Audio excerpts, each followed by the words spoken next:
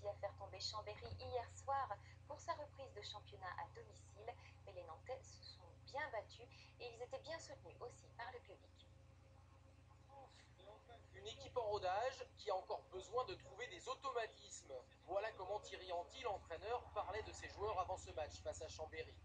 Une analyse qui s'est confirmée hier soir. Les Nantais n'ont pas démérité, certes, mais ils ont fait preuve de maladresse et parfois d'incompréhension, surtout en première mi-temps. Ils se sont ensuite réveillés grâce à des Makeda et Sayad, plutôt inspirés pour mener de 2 buts d'avance, avant de se laisser dominer en toute fin de match.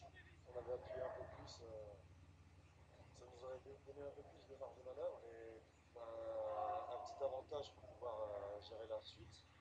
Mais en gros, ils ont mieux géré que nous, donc voilà quoi. L'équipe montre qu'elle a envie de bien faire, qu'elle est très combative, elle est très volontaire.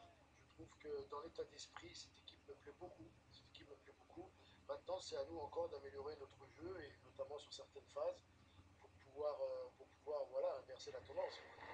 Une fois de plus, le Palais des Sports de Beaulieu affiché complet. Cette année encore, les abonnements sont à la hausse, plus 17%. Le H aime à rappeler que Nantes est le premier public de France.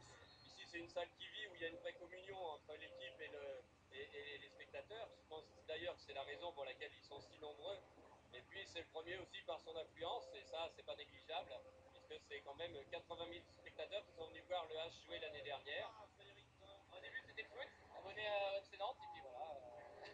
Nantes est descendu, et puis et le hand, c'est un sport qui est attrayant, qui est différent, qui a d'autres valeurs aussi par rapport au foot, et c'est intéressant.